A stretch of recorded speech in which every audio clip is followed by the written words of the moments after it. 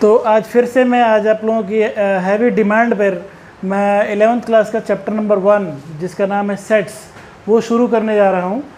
मेरे पास पिछली वीडियोस में काफ़ी डिमांड आई कि सर आपने ट्रिग्नोमेट्री पढ़ाया और आपने अलग अलग चैप्टर्स पढ़ाए, मैथमेटिकल इंडक्शन पढ़ाया, बट हमको एक बार चैप्टर नंबर 1 जो कि सेट्स है 11th क्लास में जो वेरी फर्स्ट चैप्टर, उसके ऊपर भी एक वीडियो अपलोड कीजिए यूट्यूब पर। तो मैंने आज डिसाइड किया कि मैं आज आप लोगों के सामने सेट्स का एक ब्रीफ वीडियो अपलोड करूंगा। तो आइए देखते हैं, समझते हैं, और मैं कोशिश करूंगा कि अपनी इस वीडियो में आपको सारे के सारे कॉन्सेप्ट्स, मैक्सिमम कॉन्सेप्ट्स ठीक तरीके से कवर करूं। तो आइए शुरू करते हैं सेट्स, जो कि सबसे पहला चैप्टर है और काफ़ी आसान और अच्छा चैप्टर है।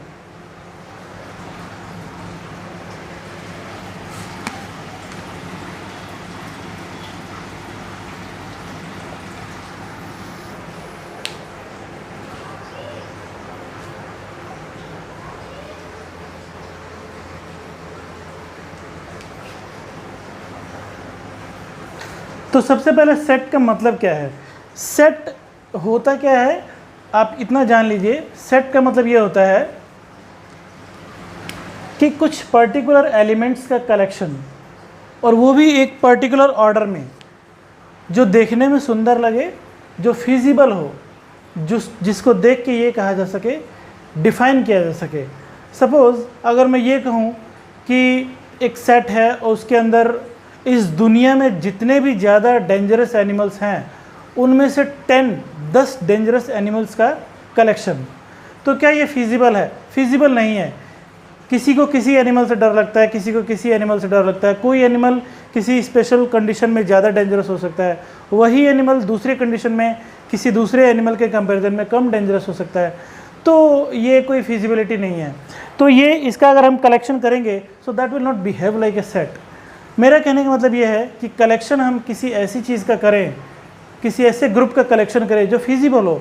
सपोज़ अगर मैं ये कहूँ कि collection of all the months in a year, ये ठीक बात है। किसी पर्टिकुलर ईयर में जितने महीने होते हैं उन सारे महीनों का कलेक्शन, ठीक है, कोई भी कलेक्ट कर सकता है। जनवरी, फरवरी, मार्च, अप्रैल, मई, जून, जुलाई, अगस्त, सितंबर, अक्टूबर, नवंबर एंड दिसंबर। और इसको हम लोग स्पेशली ऐसे ब्रैकेट में रखते हैं और उसका एक नाम दे दीजिए। तो ये एक सेट है।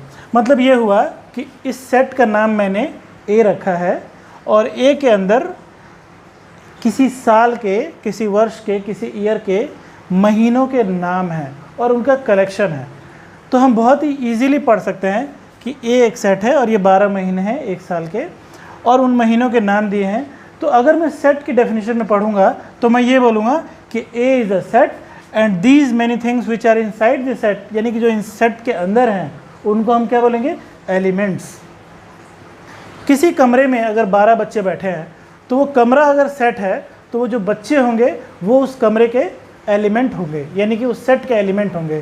तो एलिमेंट का मतलब ये हुआ कि सेट के अंदर जिन चीज़ों से मिलकर सेट बनता है वो एलिमेंट होते हैं। तो इसी के ऊपर एक बात आती है नल सेट। नल सेट, अब अगर आप लोग चाहें मेरा वीडियो देख रहे हो तो चूंकि ये मैथमेटिक्स है और मैथमेटिक्स में जितना लिखा जाता है उतनी ज़्यादा प्रैक्टिस होती है, तो आप लोग लिख भी सकते हैं, नोट डाउन कर सकते हैं साथ साथ। So that will be a type of practice for you. तो हाँ, तो मैं ये बोल रहा था नल सेट क्या होता है। सपोज़ किसी सेट में कोई भी एलिमेंट नहीं है तो वो नल सेट कहलाएगा। नल सेट मतलब a set which is having no element, जिसके अंदर कोई भी एलिमेंट ना हो उसको क्या बोलेंगे? Null set. जिसमें कोई भी एलिमेंट ना हो। कोई ऐसी कंडीशन रियल लाइफ में, प्रैक्टिकल लाइफ में आपकी आती है कभी जिसको हम बोलें और उसमें कुछ आए ना? आ सकता है। अगर मैंने ये लिखा a set of all even numbers which are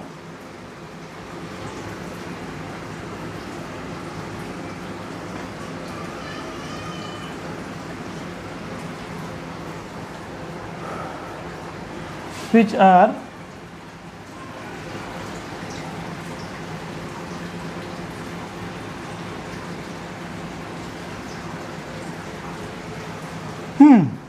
मैंने बोला कि set of all real number, all even numbers which are not divisible by 2। कोई इवन नंबर ऐसा होता है जो 2 से डिविजिबल ना हो। बेसिक डेफिनेशन इवन नंबर की यही होती है कि जो 2 से डिवाइड हो। तो मैंने बोला कि ऐसा इवन नंबर वो सारे के सारे इवन नंबर जो 2 से डिवाइड नहीं होते हों। देखने में ये सेंटेंस बहुत सुंदर लग रहा है, बट क्या इस सेंटेंस को पढ़ने के बाद हम किसी पर्टिकुलर एलिमेंट की खोज कर सकते हैं? ऐसा हो ही नहीं सकता कि कोई रियल नंबर, कोई इवन नंबर हो और 2 से डिवाइड ना होता हो। इसका मतलब ये हुआ कि अगर इस सेट का नाम बी रखना है तो बी के अंदर कोई भी एलिमेंट नहीं आएगा। उस केस में बी क्या कहलाएगा? एक नल सेट कहलाएगा। बहुत ही सिंपल है, नल नील से बना है। नील मतलब कोई भी एलिमेंट नहीं। एक और एग्जांपल ले लीजिए। अब इसका बहुत हो गया, एक दूसरा एग्जांपल लेते हैं। दूसरा सेट फाइनाइट सेट और दूसरा होता है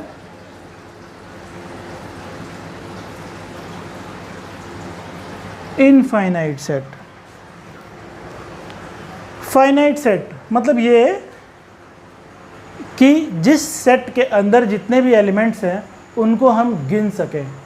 जैसे कि ये एक ए सेट है, इसके अंदर कितने एलिमेंट हैं गिन सकते हैं। 1 2 3 4 5 6 7 8 9 10 11 12 एलिमेंट हैं इस सेट के अंदर।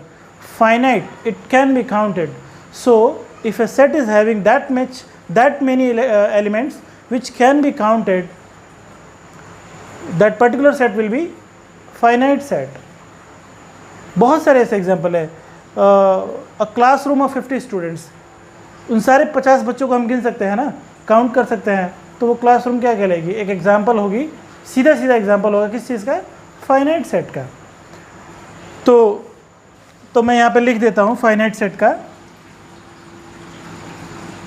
Elements can be counted. Count कौन होता है? जो फाइनाइट होता है, जो दिखता है, जो नंबर लाइन पे होता है। नंबर लाइन कौन होता है? नंबर लाइन क्या होता है? नंबर लाइन जो भी संख्याएं होती हैं मैथमेटिक्स में, जो न्यूमेरिकल वैल्यूज़ होती हैं मैथमेटिक्स में, उन सारी संख्याओं का एड्रेस होता है, घर होता है। नंबर लाइन जैसे कि हमारा एक पर्टिकुलर एड्रेस है, उसी तरह से नंबर लाइन एक एड्रेस है सारी संख्याओं का। तो जो भी संख्याएं रियल होती हैं उनका घर कहाँ होता है? नंबर लाइन पे। जो संख्याएं फाइनाइट होती हैं उनका सबका घर नंबर लाइन पे होता है। उसी तरीके से इनफाइनाइट सेट, तो जैसे कि आपको आइडिया लग गया होगा, finite set numbers can be counted, elements can be counted in fact, and infinite set में क्या होगा? जिसके एलिमेंट्स को काउंट ही ना किया जा सके। एग्जाम्पल ले लीजिए, एग्जाम्पल लेंगे तो आपको ज़्यादा अच्छे से समझ में आएगा। Number of stars in sky, आकाश में स्टार्स कितने होते हैं? स्टार्स, अगर इन सारे के सारे स्टार्स का हम एक सेट बनाएं तो क्या होगा? कोई भी काउंट नहीं कर सकता है। इनफाइनाइट नंबर ऑफ स्टार्स हैं। So this type of sets would be N example of infinite set. कैसे लिखेंगे? एग्जाम्पल ले लीजिए। मान लीजिए इस सेट का नाम ई है, तो क्या होगा? 1 2 3 4 dash dash dash dash dash. इस टाइप के सेट को ऐसे रिप्रेजेंट करते हैं। मीन्स ये कहाँ तक जाएगा किसी को पता नहीं। So elements can not be counted. Such type of sets are known as infinite set. कोई और एग्जांपल बता सकते हैं क्या इनफाइनाइट सेट का? कोशिश कीजिए आप लोग सोचने की। इनफाइनाइट सेट का एग्जांपल और हो सकता है, number of hairs on my head, मेरे सर पे बालों की संख्या कितनी है? No one can count it. So this is also one example of infinite set. Another example in your real life, number of trees on this planet, इस planet पे कितने पेड़ हैं? You can not count it. So this is also an example of infinite set. तो ऐसे ही जो भी elements किसी सेट के अगर हम काउंट नहीं कर सकते हैं, उन सारे के सारे सेट्स को इनफाइनाइट सेट बोलते हैं। फाइनाइट सेट मतलब ये होता है जिसके एलिमेंट्स को हम काउंट कर सकते हैं। तो this was also an example of finite set which I have written in the very beginning. ठीक है, अब जो है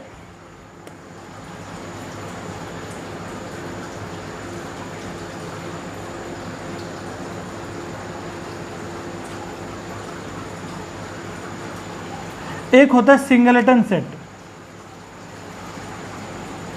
सिंगलेटन मतलब सिंगल, एक ऐसा सेट जिसमें ले दे के एक ही एलिमेंट हो, एक ऐसा सेट जिसमें सिर्फ और सिर्फ कोई एक एलिमेंट हो, उसे क्या बोलेंगे? Singleton set. ठीक है। अच्छा, एक चीज़ और मैं आप लोगों को बताना चाहता हूँ। अगर मैंने एक सेट लिया है ए बराबर 1 5 9 6 AB, एक सेट है, इसमें कितने एलिमेंट है? 1 2 3 4 5 6, इसमें 6 एलिमेंट है। तो मैं कैसे लिखूंगा इसको? NA, ऐसे लिखेंगे। हर चीज़ को रिप्रेजेंट करना आना चाहिए हमको, इसीलिए हमको एग्जामिनेशन में कॉपी पेन पेज ये सब मिलता है, नहीं तो वो सामने सामने बुला के नहीं बात कर लेते। So representation of anything is very important. आपने किस तरीके से किसी चीज़ को लिखा है उससे बहुत फ़र्क पड़ता है कि आप कैसा परफॉर्मेंस देना, कितना कॉन्सेप्ट आपके दिमाग में है। So you should be always very much focused while you are representing anything.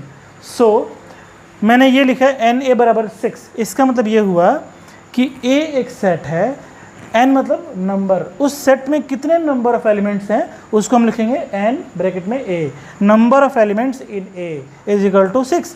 6 का मतलब ये होता है कि अगर मैं A नाम के सेट को देखूंगा तो उसमें हमको कितने एलिमेंट्स मिलेंगे? 6।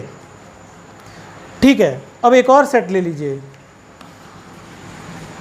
उसका नाम रखते हैं B, और उसमें है elements A B D M 5 N, 1 2 3 4 5 6।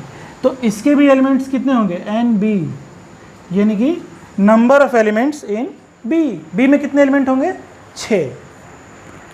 अब इन दोनों के एलिमेंट्स तो सेम है, इन दोनों के एलिमेंट्स कितने हैं? सेम है। तो ऐसे सेट्स जिनके एलिमेंट्स सेम हो, एग्जैक्टली सेम टू सेम हो, तो ऐसे सेट्स जिनके एलिमेंट सेम हो, मैं कुछ नहीं कह सकता ऐसे सेट्स के बारे में। थोड़ा सा और क्लेरिफाई करते हैं, उसके बाद मैं कुछ कह पाऊंगा। तो आइए देखते हैं, एक और एग्जांपल लेते हैं, और वो ये, मैं एक सेट और लेता हूँ C 1 9 5 A 6 B, इसमें कितने एलिमेंट है? 1 2 3 4 5 6। तो NC कितना हुआ? 6। एक ये है,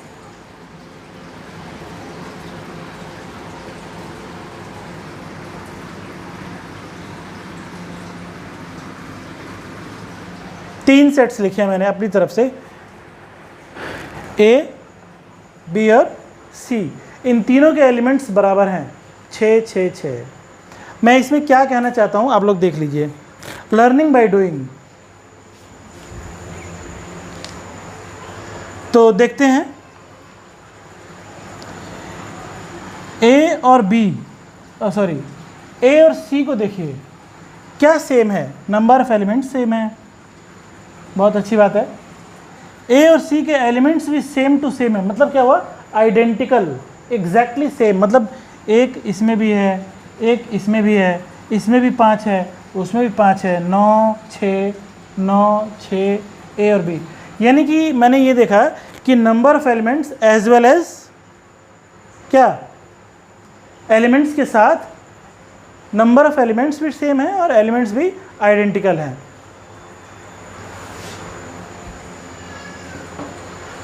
तो ऐसे केसेस में जिसमें एलिमेंट भी सेम हो, आइडेंटिकल हो और उनकी संख्याएं भी सेम हैं, उन सेट्स को क्या बोलते हैं हम लोग?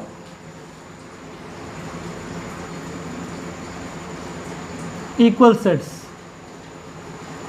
A and C। तो A और C कैसे हुए? इक्वल सेट्स हुए, equal sets.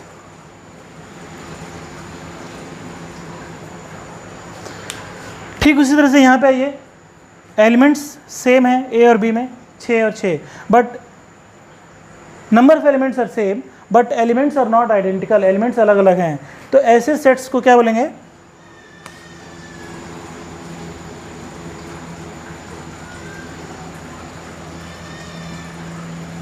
A and B ये इक्वलेंट सेट्स हैं। एलिमेंट्स का जो संख्या है, number of elements are same but elements are not identical, so such kind of sets are known as equivalent. एक वो एडवर्टीजमेंट निकलती है ना, आप लोगों ने देखा होगा कि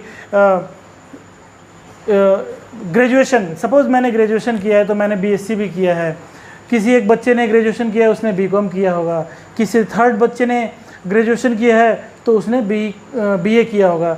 हम तीनों ने ग्रेजुएशन तो किया है बट हम तीनों की जो डिग्रियां हैं वो क्या हैं? अलग हैं।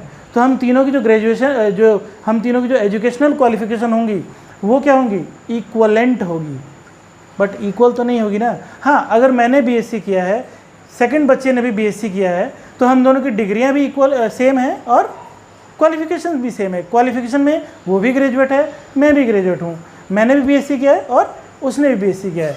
सो in this case we both are equal. But अगर मैंने ग्रेजुएशन किया है, यानी कि मैंने बीएससी किया है, उसने भी ग्रेजुएशन किया है बट उसने बीकॉम किया है, so in this case we are not equal, we are equivalent.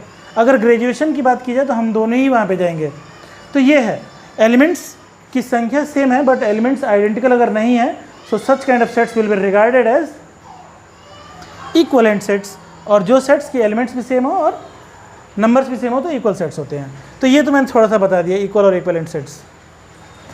अब हम सेट्स के अंदर की बात करेंगे। ये मैंने थोड़ा सा सेट्स होता क्या उसका ओवरव्यू दे दिया, थोड़ा सा अंदर चलते हैं।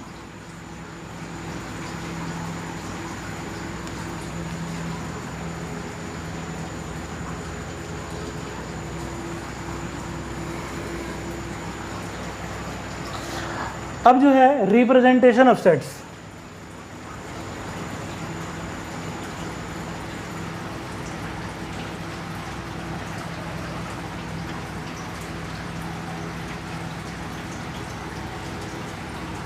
इससे पहले भी मैं एक चीज़ बताना चाहता हूँ कि मान लीजिए कोई ए सेट है और इसके अंदर है 1 2 9 8 सी डी ई, ये है।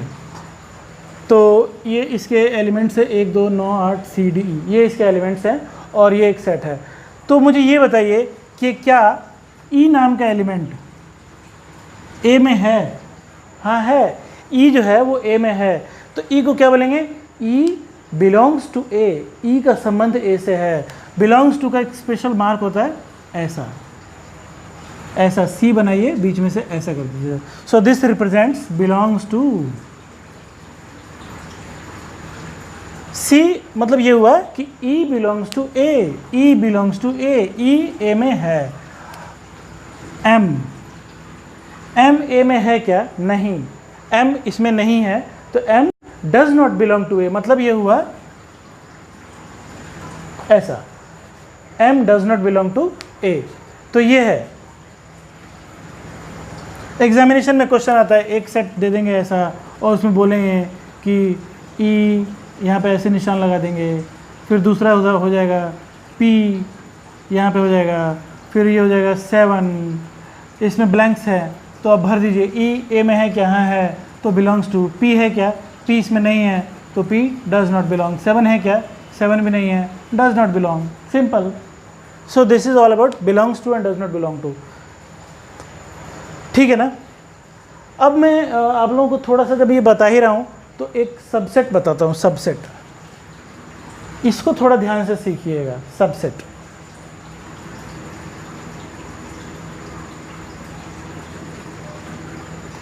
थोड़ा सा इंपॉर्टेंट है, हल्का सा, तो इसमें से थोड़ा सा एक्स्ट्रा एफर्ट लगा के और हमको समझना पड़ेगा। सबसेट क्या होता है मैं बताता हूँ आपको। सबसेट क्या होता है, आई विल टेल यू। अब यही वाला एग्जांपल ले लेते हैं, यही वाला एग्जांपल ले लेते हैं। कितने एलिमेंट्स हैं इसमें? बहुत बड़ा है ना, इसको छोटा सा ले लेते हैं। 4 ही एलिमेंट लेते हैं। हाँ,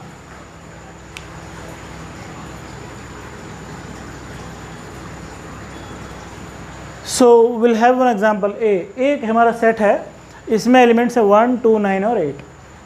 अब मैं इसकी सबसेट की बात करता हूँ।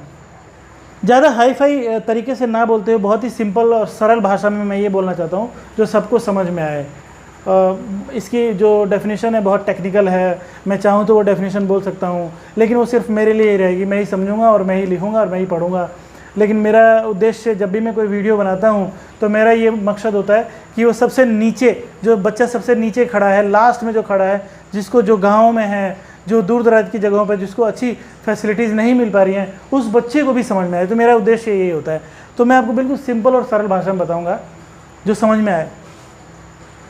सबसेट ये होता है कि हम इसमें जितने भी एलिमेंट होते हैं उन सबको सबके साथ लिखते हैं, हर तरीके से लिखते हैं। मतलब ये हुआ कि जैसे कि सबको एक एक बार लिख दीजिए,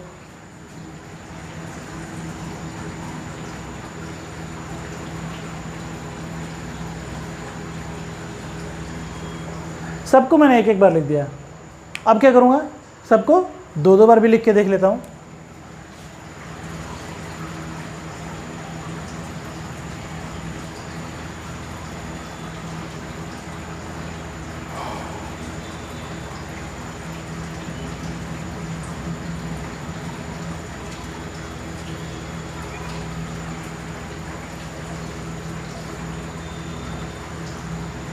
दो दो बार भी लिख लिया। अच्छा, लिखते समय दो दो बार लिखते समय हमको ये ध्यान रखना पड़ेगा कि हर एक के साथ है, कुछ छूट ना जाए। सबको सबके साथ लिखना है, बट दो दो एलिमेंट्स रखना है, बट सबको सबके साथ लिखना है। अब आप यहाँ देख लीजिए कि कोई भी इसमें से ऐसा नहीं है जो किसी दूसरे के साथ ना हो। जैसे मैं एक रैंडमली ले लेता हूँ, 1 9 के साथ है क्या, 1 और 9 है क्या, है ना। 2 और 8 है क्या, ये रहा। 9 और 8 भी है। 2 और 9 है क्या, 2 और 9 है। तो हमको ये देखना पड़ेगा कि हमने एक एक बार लिखा, अब हमने दो दो बार भी लिख दिया। दो दो बार लिखते समय वी हैव टू पे स्पेशल अटेंशन कि हमको सारे के सारे एलिमेंट सबके साथ होने चाहिए। अब क्या कहेंगे आप लोग, सबको अब 3 को एक साथ लिख लेते हैं। आइए,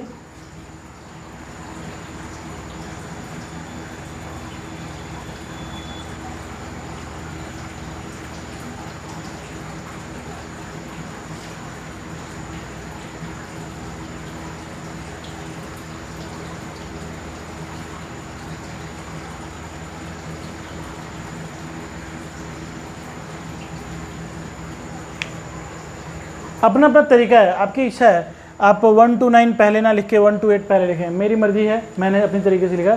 आपकी मर्जी होगी, आप अपने तरीके से लिख लें। बट कंडीशन ये है कि 3 लिखा है मैंने, हर एक के साथ रहना चाहिए, कोई भी छूटना नहीं चाहिए। तो एक बार देख लेते हैं। 1 to 9 198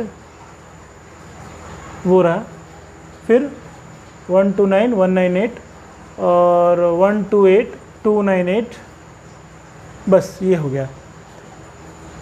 देखते हैं, अगर कुछ भूल जाएंगे तो मैं एक कुछ ऐसी टेक्निक बताऊंगा कि शायद याद आ जाए। अब 3 हो गया और सबको सबके साथ लिख दिया। आप क्या करेंगे, चारों को लिखते हैं, 1 2 9 और 8। इसमें तो एक ही है, बस इससे ज़्यादा नहीं लिख सकते।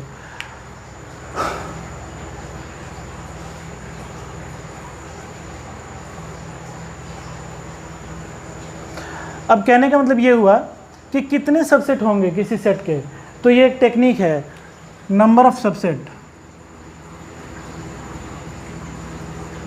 कैसे पता चलेगा, सपोज किसी बच्चे ने लिखते लिखते ये छोड़ दिया, ये वाला भूल गया वो, तो गलत हो जाएगा ना। तो सबसेट्स की संख्या होती है 2 की power n, where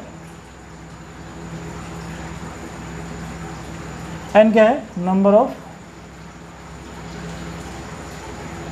elements in A element में कितने सेट हैं, इस सेट में कितने एलिमेंट हैं, 4। तो इसके सबसेट्स कितने होंगे, 2 की पावर 4 माने 16 सबसेट्स होते हैं इसके। अगर किसी सेट में मान लीजिए कि 1 2 8 3 ही एलिमेंट हैं, तो कितना होगा सबसेट, 2 की पावर चढ़ा दीजिए। कितने एलिमेंट है, 3 है ना, तो मैंने 3 लिख दिया। तो 2 की पावर 3 कितना होता है, इसके सबसेट कितने होंगे, 8। अगर किसी सेट में मान लीजिए 1 2 3 9 10 कितने एलिमेंट्स हैं, 5, तो सबसेट्स कितने होंगे, 2 की पावर 5 बोले तो 32 सबसेट्स होंगे। फिलहाल मेरे सवाल में कितने सबसेट्स होंगे? 16। मैं गिन लेता हूँ 16 हैं कि नहीं। अगर 16 नहीं होंगे तो क्या करूँगा? ढूंढूंगा, और इस तरीके से मेरा सवाल ठीक हो जाएगा। तो 1 2 3 4 5 6 7 8 9 10 11 12 13 14 15 हैं, और एक मिलता है फ्री में। हमेशा जितने भी सबसेट्स होंगे, किसी भी सेट के सबसेट होंगे, लास्ट में हमको एक फाई लगाना ही पड़ता है। और ध्यान रहे, उस फाई के सामने दोनों तरफ ऐसा वाला जो डिज़ाइनदार जो ब्रैकेट बना रहा हूँ ना मैं, वो नहीं होना चाहिए। एक बात और, जब भी हम किसी सेट को रिप्रेजेंट करते हैं, उस सेट को रिप्रेजेंट करने के लिए यही फूल वाला डिज़ाइन वाला ही ब्रैकेट यूज़ किया जाता है, और कोई ब्रैकेट नहीं। ऐसा नहीं है कि मुझे ये ज़्यादा पसंद है तो मैं लिख रहा हूँ, ऐसा कुछ नहीं। आपको पसंद नहीं है तो अभी आपको लिखना ही पड़ेगा, लेकिन सबसेट लिखते समय याद रहे कि लास्ट में जो फाई मुफ्त में मिलता है फ्री में, हर सेट के साथ, सबसेट के साथ, उस फाई के दोनों तरफ कोई ब्रैकेट नहीं होगा। अगर किसी बच्चे ने ब्रैकेट बना दिया तो माना ये जाएगा, जैसे कि मैंने 1 के दोनों तरफ ये ब्रैकेट बनाया है, इस 9 के दोनों तरफ ये ब्रैकेट बनाया है, 2 9 8 इनके दोनों तरफ ये ब्रैकेट बनाया है, तो जिसके दोनों तरफ ब्रैकेट बनाया है, इसका मतलब ये हुआ कि ये सारे के सारे किसी न किसी रूप में इसमें हैं। 1 के दोनों तरफ बनाया है ना, तो 1 है इसमें। 2 और 9 के दोनों तरफ बनाया है, तो 2 और 9 है इसके अंदर। अब अगर मान लीजिए आपने 5 के दोनों तरफ बना दिया, तो सामने वाला ये समझेगा, हम ये मानेंगे कि 5 क्या है, इसके अंदर है, मतलब ये हुआ ऐसा। और अगर ऐसा है तो फिर तो बहुत सारे एलिमेंट्स बनेंगे, तो फिर ये क्या होगा? This will be A blunder mistake. इसलिए कभी भी याद रखें कि जो फाई हम सेट में, सबसेट में लगाते हैं, जो लास्ट वाला होता है, जो फ्री में मिलता है हर सेट के साथ, सबसेट के साथ, उस फाई के दोनों तरफ कभी भी ब्रैकेट ना लगाएं। तो ये तो रही सबसेट की कहानी, ठीक है। अब मान लीजिए इसका चौथा ऑप्शन, चौथे ऑप्शन में ये लिखा है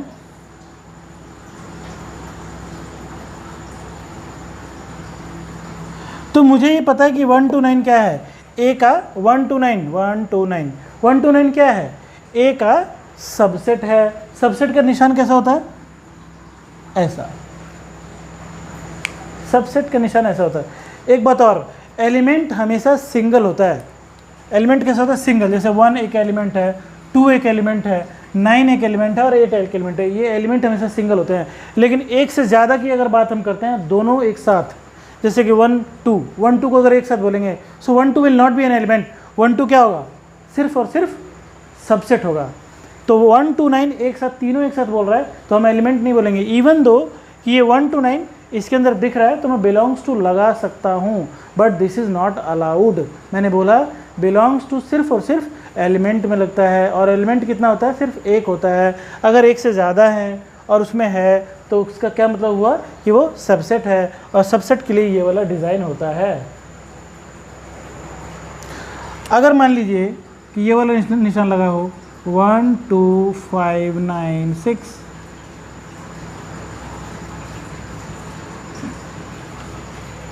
ये 1 2 5 9 6 इसमें है क्या? इसका सबसेट है क्या? नहीं। तो जो सबसेट नहीं है उसे काट देंगे, जो बिलोंग्स टू नहीं है उसे काट देंगे। तो मैंने दो चीज़ बता दिया कि बिलोंग्स टू और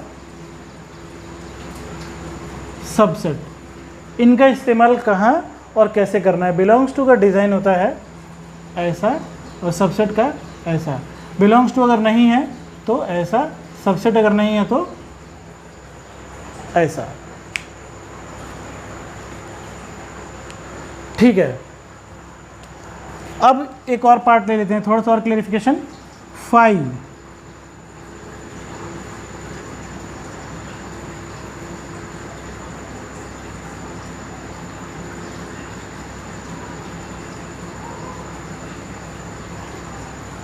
ये 5 ए का सबसेट तो है, 5 ए का सबसेट है, लेकिन 5 ए में बिलोंग नहीं करता। क्योंकि अगर इसे बिलोंग करना होता, अगर 5 को ए में बिलोंग करना होता तो कैसा होता? ऐसा होता। लेकिन 5 कैसा है? खुला है। खुला है तो क्या है? सबसेट। तो ये तो रहा थोड़ा सा सबसेट के बारे में, हालांकि बड़ा इंपॉर्टेंट है ये। हम सबसे पहले जब भी हमारे कोई सेट दिया है तो हम उसके एलिमेंट्स की संख्या गिन लेते हैं, 2 की पावर चढ़ाते हैं, पता कर लेते हैं कितने सबसेट बनेंगे, और 16 नंबर्स को ध्यान में रखते हुए, जितने भी हमारे सबसेट्स हैं उसको ध्यान में रखते हुए हम यहाँ पे पहले लिख लेते हैं। उसके बाद उस क्वेश्चन को, उस सोल्यूशन को छोड़ने से पहले हम गिन लेते हैं, वेरिफिकेशन कर लेते हैं कि जो हमने सबसेट्स की संख्या है वो कहीं कम ज़्यादा तो नहीं लिख दी। अगर कम लिख दी तो क्या करेंगे, ढूंढ के उसको पूरा करके ही छोड़ेंगे, तभी नंबर मिलेगा। थोड़ा आगे बढ़ाते हैं मामले को।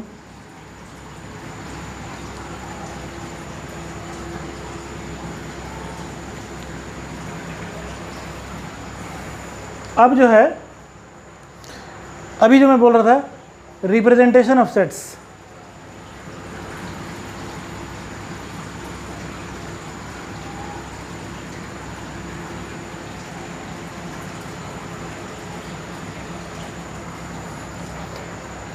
दो तरीकों से सेट्स को रिप्रेजेंट किया जाता है। एक तो होता है सेट बोल्डर फॉर्म,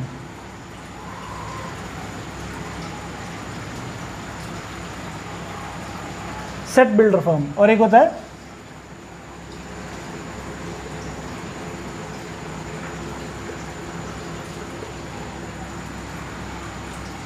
एक रोस्टर फॉर्म होता है और एक सेट बिल्डर फॉर्म होता है। सेट बिल्डर मतलब होता है बिल्डर, मतलब सेट को बिल्ड करने वाला। जैसे कि मैंने लिखा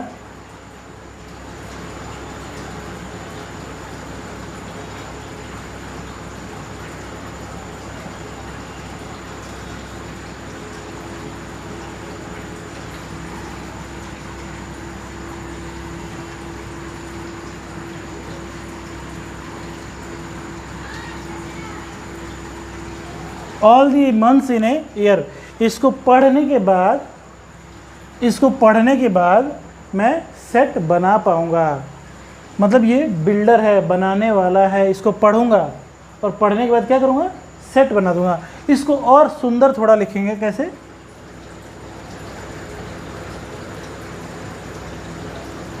a बराबर x। अब जैसे ही मैंने x लिखा, कोई भी ये सोचेगा अब ये x क्या होता है, तो मैं तुरंत बताऊंगा।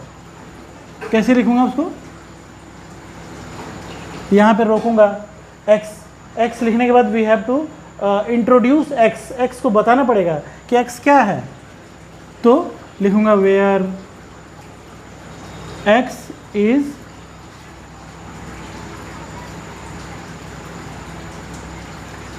Is a number more than 3 and less than 9। बहुत ही सिंपल है। कैसे पढ़ेंगे इसको, वो सब आप भूल जाइए थोड़ी देर के लिए, इस पे गौर करिए। ये क्या लिखा है और इसको कैसे पढ़ेंगे और कैसे लेंगे। a बराबर x, प्राइमा फेसी हमको ये देखना है कि कोई ये कह रहा है कि भैया a बराबर एक सेट है और उसके एलिमेंट्स कितने हैं, कौन है, x। तो तुम्हारा सबसे पहला आपका सवाल क्या होना चाहिए कि x क्या है, क्या लिखूँ मैं x की जगह। तब वो बताते हैं, रुकते हैं वो थोड़ी देर, a बराबर x, और ये जो सेमी कॉलम लगाया इसका मतलब क्या हुआ, इसका संबंध इससे है। बताना चाहते हैं कि x क्या है। x है कि x is a number, x एक नंबर है, मोर देन 3, 3 से ज़्यादा सारे नंबर्स, लेकिन वो क्या है, वो लेस देन 9, वो 9 से छोटे होने चाहिए। तो मैं आपको बोलूँगा कि 3 से ज़्यादा और 9 से कम। बता सकते हैं आप,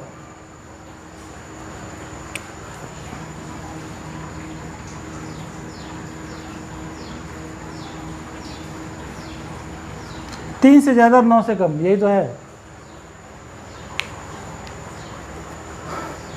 3 से ज़्यादा और 9 से कम ये है ना, ठीक है। तो ये हो गया हमारा a।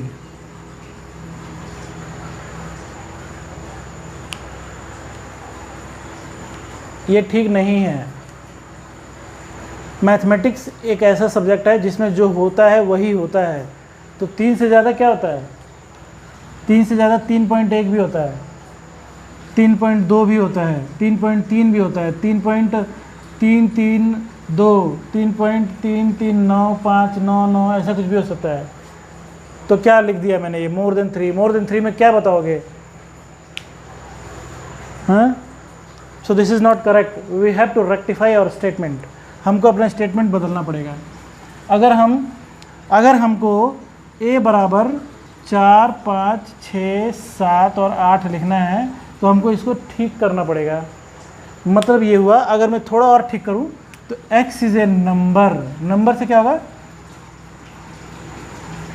Whole number. अब बहुत अच्छा है, होल नंबर। होल नंबर मतलब क्या हुआ, डेसिमल नहीं होना चाहिए। Now it is absolutely perfect. x क्या है, एक होल नंबर है। मैथमेटिक्स या एजुकेशन इसी को बोलते हैं कि जो हम बोले ऐसा बोले जिसका सटीक मतलब होता हो। नंबर क्या होता है, नंबर तो कुछ भी हो सकता है ना, जैसे मैंने लिखा, but x is a whole number. Whole number मतलब that should not be in decimal, it should be free from any decimal. तो पूर्णांक होना चाहिए, पूर्णांक। अब ठीक है, x एक होल नंबर है जो 3 से ज़्यादा और 9 से कम, तो 3 से ज़्यादा 4 होता है। 3 से बीच में जो 3.1, 3.2, 3.3 जो होते हैं वो होल नंबर तो नहीं होते ना। होल नंबर क्या आता है, 4। तो 4, 5, 6, 7, 8। अब इसी सेट को मैंने एक तो ये लिखा है और इसी सेट को ये लिखा है। ये दोनों के दोनों एक ही बात को कह रहे हैं, बट इनकी एक अलग भाषा है, इनकी एक अलग भाषा है।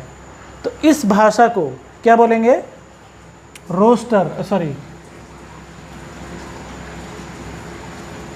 This is set builder form. इसको पढ़ने के बाद सेट बिल्ड हो जाएगा। और ये कौन सी फॉर्म हो गई,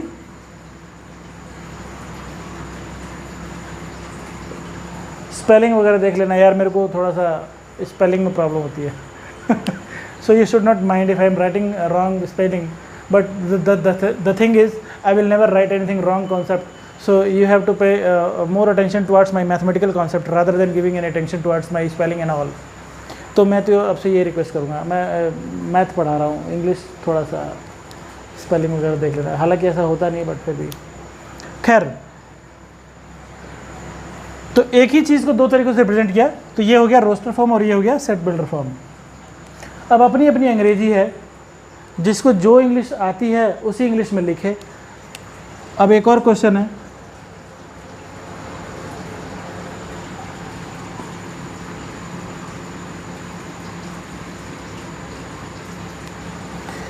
ये एक सेट है, लिखा हुआ है, किस फॉर्म में है, रोस्टर फॉर्म में है।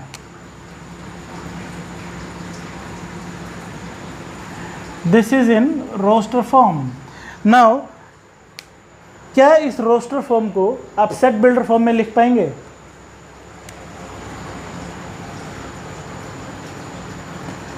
Right the above.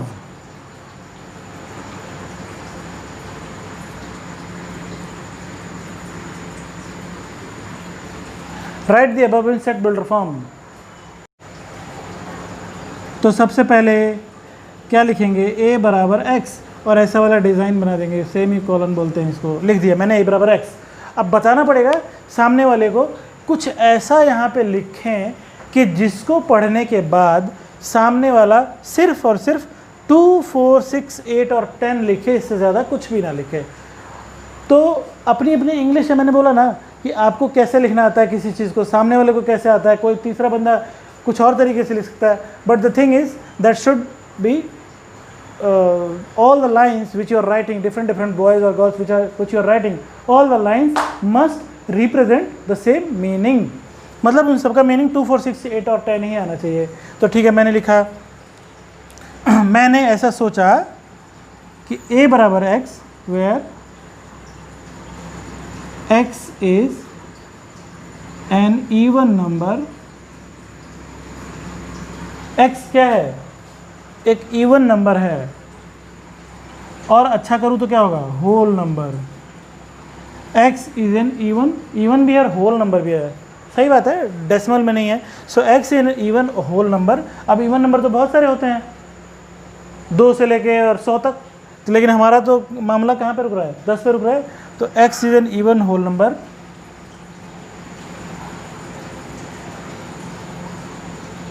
Greater than 2। अब 2 से ज़्यादा बोलूँगा, 2 से ज़्यादा, तो फिर 2 तो नहीं लेना पड़ेगा, 2 से ज़्यादा का मतलब 2 थोड़ी होता है। तो greater than and equal to 2 and less than 12। 12 से कम, 12 से कम क्या होता है? 11 भी होता है ना, लेकिन 11 इवन नंबर तो नहीं होता ना, मैं तो पहले ही बोल रखा है कि इवन होल नंबर की बात कर रहा हूँ मैं, ठीक है ना। So we can freely write 12। 12 से कम, 12 से कम जो इवन नंबर होता है वो 10 ही होता है, जो 12 के नज़दीक होता है 10 होता है। एक तो ये हो गया। अब किसी बच्चे ने ये वाली चीज़ कॉपी कर ली, उसके दिमाग में सेट हो गया, तो ये भी लिख सकता है less than and equal to 10। ये भी ठीक है। मैंने पहले ही बोला लिखने का अंदाज़ अलग हो सकता है, कोई रट्टाफिकेशन नहीं, सिर्फ और सिर्फ अंडरस्टैंडिंग। लिखने का तरीका डिफरेंट हो सकता है, but the meaning and extract should be same. कोई बच्चा क्या लिख सकता है? Where x is an even number such that मतलब ऐसा है कि जो x है वो क्या है? 2 के बराबर भी और 2 से ज़्यादा है, 10 के बराबर है, 10 से कम है। ये तो और भी छोटा है और अच्छा है। तो एक ही रोस्टर फॉर्म है, इसको अलग अलग सेट बिल्डर फॉर्म में लिख दिया मैंने। सो लैंग्वेज किसी पर्टिकुलर चीज़ की नहीं होती ना, लैंग्वेज तो लैंग्वेज है तो होती है, जिसको जो भाषा आती है उस भाषा में बोले, बट शर्त ये होती है कि सही बोले। सही मतलब ऑप्टिमिस्टिक, एब्सोल्युटली करेक्ट बोले, जो बोले उसका मीनिंग क्या हो, सेम हो। तो ये मैंने थोड़ा सा रोस्टर फॉर्म और सेट बिल्डर फॉर्म में बताया। एक छोटी सी चीज़ मैं आपको और बताना चाहता हूँ जो कि पेपर में आती है, वो ये है,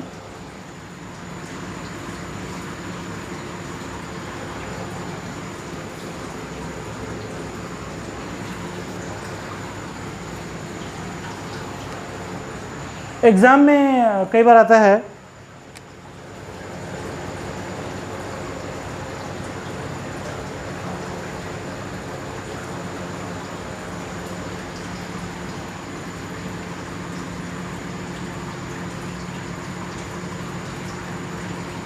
ये लिखा हुआ है, इधर ये वाला ब्रैकेट है और इधर ये वाला ब्रैकेट है। इसका मतलब ये हुआ, अब ये कैसा फॉर्म है? ये सेट बिल्डर फॉर्म है। ये सेट बिल्डर फॉर्म है। अब इसको रोस्टर में लिखना है, तो x है इसका एलिमेंट, और x क्या है? 4 और 9। सो बिलोंग करते हैं, बिलोंग मतलब 4 और 9 के बीच में है, ऑल नेचुरल नंबर्स। तो क्या होगा? 4 नहीं लेंगे हम लोग इसमें, 5, 6, 7, 8 और 9। इसका मतलब क्या होता है? इस वाले ब्रैकेट का मतलब होता है, अब इसको हम कैसे लिखेंगे? जहाँ पे ये इक्वल और लेस दोनों होता है वहाँ पे ऐसा, और जहाँ पे सिर्फ और सिर्फ ऐसा होता है, इक्वल नहीं होता वहाँ पे ऐसा। तो इसका मतलब क्या है? 4 से ज़्यादा और 9 और 9 के बराबर। तो 4 से ज़्यादा 5, 6, 7, 8 लिख दिया, 9 और 9 के बराबर। और अगर ये ऐसा होता, इसका मतलब क्या होता है कि 4 से ज़्यादा 9 से कम, बराबर का निशान नहीं लगेगा। तो क्या होगा? 5, 6, 7 और 8। और अगर ऐसा होता तो इसका मतलब क्या होता है? बराबर लग जाएगा, क्योंकि ये वाला ब्रैकेट है ना, बराबर लग जाएगा, और इधर वाले में ये वाला लगेगा, यानी कि 4, 5, 6, 7 और 8। समझ में आ गया ना? ये ब्रैकेट का थोड़ा सा ध्यान रखेंगे, इस टाइप से ये होता है। अब जो है आगे बढ़ते हैं, ज़्यादा समय नहीं है और मुझे सब चीज़ कवर करना है इसके अंदर मैक्सिमम। हालांकि वेक्टर्स की एक क्लास सफिशिएंट नहीं होती, बट अब क्या है? ऑपरेशंस।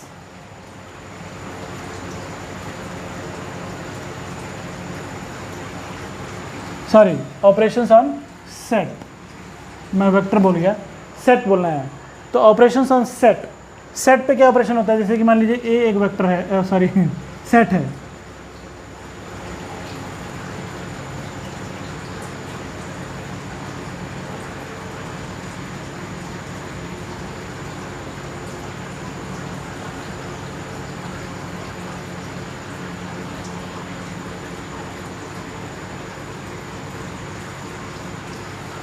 अब ये ए है और ये बी है, मुझे करना है a minus B, a minus B. तो मैं क्या करूँगा, a को लिखूँगा पहले। मैं ये आपको समझाने के लिए लिख रहा हूँ।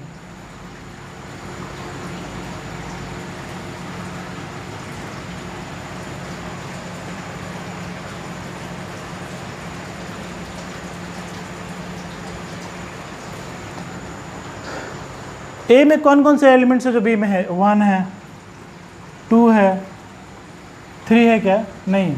4 है? नहीं है। 5 है, 6 नहीं है, 7 है, 8 9 नहीं, 9 है। ठीक है। अब जो a माइनस बी लिखा है मैंने, तो क्या बचा? a में क्या बचा? 3 बचा, 4 बचा, 6 बचा और 8 बचा। b में भी बचे हैं ये तीनों, लेकिन जब मैं a माइनस बी लिखूंगा तो मैं सिर्फ और सिर्फ कॉमन वाले काट के सिर्फ वही लिखूंगा जो पहले वाले में बचते हैं। पहले वाले में कौन बचता है? 3 4 6 और 8। मैंने सिर्फ और सिर्फ वही लिखा है। अब अगर मैं b माइनस ए करता हूँ, b माइनस ए, ऑब्वियसली b माइनस ए करूँगा तो सबसे पहले मैं क्या लिखूँगा? b लिखूँगा।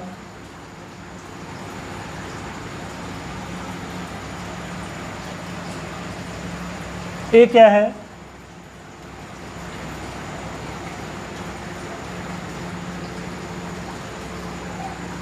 तो क्या कटेगा? 1 2 1 2 9 5 9 5 5 7 नहीं है, 15 17। तो क्या बचा ए में? ओ पहले वाले में, सॉरी, क्योंकि बी माइनस ए। तो अब बी में क्या बचा? 7 15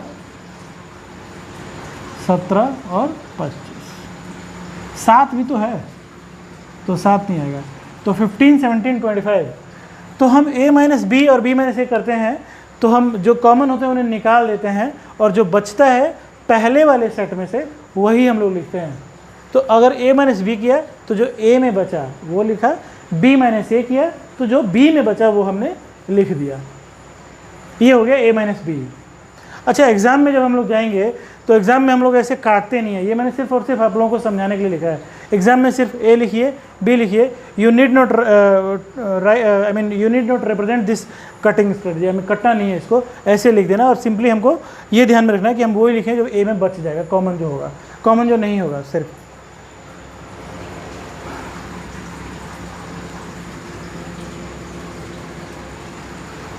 अब एक सबसे फेमस जो कि सेट्स में होता है वो होता है यूनियन। यूनियन यानी कि यूनियन को ऐसे डिनोट करते हैं, यानी A union B. A union B का मतलब होता है कि ए और बी के सारे एलिमेंट्स एक साथ। तो पहले मैं ए वाले लिख रहा हूँ,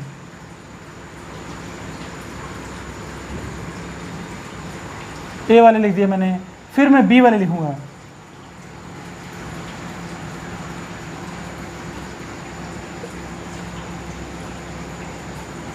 ये ए यूनियन बी है, लेकिन एक चीज़ याद रहे कि जब भी हम ए और बी के सारे एलिमेंट्स एक साथ लिखते हैं, उस केस में कोई भी एलिमेंट रिपीट नहीं होना चाहिए।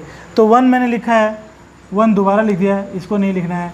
2 मैंने एक बार ऑलरेडी लिखा है, दोबारा आ रहा है, नहीं आना चाहिए।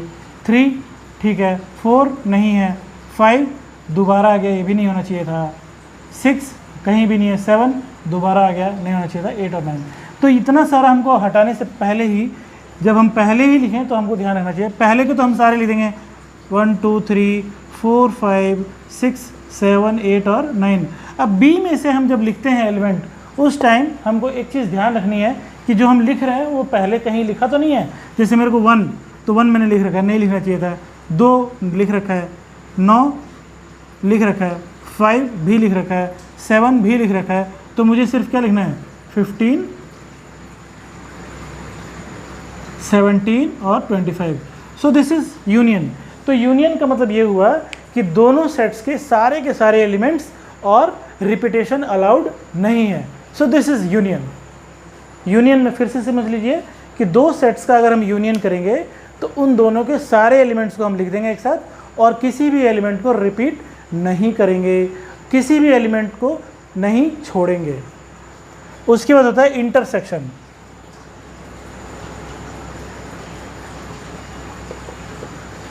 इंटरसेक्शन होता है ऐसा, वो यूनियन का उल्टा। तो अगर ए और बी का इंटरसेक्शन है तो जो दोनों में कॉमन होगा, जो दोनों में आ रहा होगा उसको लिखना है। जैसे कि 1 दोनों में है, 2 है, 3 नहीं है, 9 है दोनों में, तो ये लिखना पड़ेगा। 5 आ रहा है, लिखना पड़ेगा। 7 आ रहा है और लिखना पड़ेगा। और कुछ भी ऐसा नहीं जो कॉमन है, तो ये हो गया इंटरसेक्शन। सो ए और बी का इंटरसेक्शन क्या हुआ? एक, ये हो गया। ऐसा भी तो हो सकता है कि एक सेट हो हमारे पास, मान लीजिए ए बी सी, और एक सेट है बी एम एन 5। तो इसमें ए और बी का इंटरसेक्शन कितना होगा? कुछ भी कॉमन नहीं है, तो जो कुछ भी कॉमन नहीं होता उसको क्या लिखते हैं? 5। और मैं फिर से बोल रहा हूँ, 5 मतलब क्या होता है? कुछ भी नहीं। और वो सिर्फ तभी तक होता है जब हम इसके दोनों तरफ ब्रैकेट नहीं लगाते। अगर मैंने ब्रैकेट लगा दिया ना, इस ब्रैकेट का मतलब ये हुआ कि अब ये ऐसा हो गया कि इसमें भी 5 है और इसमें भी 5 है, इसलिए तुमने इनमें से 5 को कॉमन लिख दिया। लेकिन ऐसे का मतलब क्या हुआ? कुछ भी नहीं। तो ये याद रखें 5 के साथ। तो ए और बी का इंटरसेक्शन क्या है? कुछ भी नहीं है। तो जिन दो सेट्स का इंटरसेक्शन कुछ भी नहीं होता है, यानी कि उन दोनों में कुछ भी कॉमन नहीं होता है, ऐसे सेट्स को बोलते हैं डिसजॉइंट। ऐसे सेट्स जिनमें कुछ भी कॉमन नहीं होता है उनको क्या बोलते हैं? Disjoint sets. तो ये मैंने इंटरसेक्शन और यूनियन के बारे में थोड़ा सा बताया है। और भी बहुत सारी, एक होता है Venn diagram.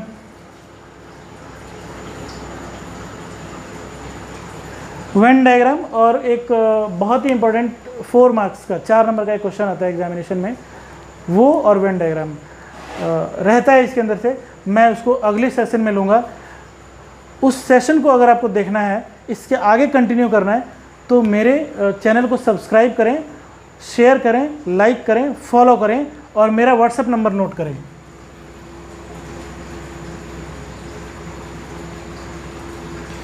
This is my WhatsApp number. Her video में मैं ये बोलता हूँ कि ये मेरा व्हाट्सएप नंबर है। कोई भी क्वेरी हो, कुछ भी समस्या हो, कोई भी प्रॉब्लम हो मैथमेटिक्स से related, you can ask me on this number, I will definitely reply you. जैसे कि मेरे कई सारे वीडियोस देखने के बाद कुछ क्वेरीज आई, वो मैंने सॉल्व किया। कुछ डिमांड्स आई कि सर आप सेट्स पढ़ाइए 11th क्लास का पहला चैप्टर, तो काफ़ी सारी जो कुछ उसमें डिमांड्स आई हैं उसको देखते हुए मैंने सेट्स पढ़ाया है। इसका सेट्स का ये पहला पार्ट है। दूसरा पार्ट मैं अगले वीडियो में अपलोड करूँगा, उसको आप देखें। लेकिन पहले इस वीडियो को देखने के बाद इसको सब्सक्राइब करना ना भूलें, लाइक करना ना भूलें, फॉलो करना ना भूलें, शेयर करना ना भूलें। Thank you. आज इतना ही, अगले पार्ट के लिए वेट करें। थैंक्स।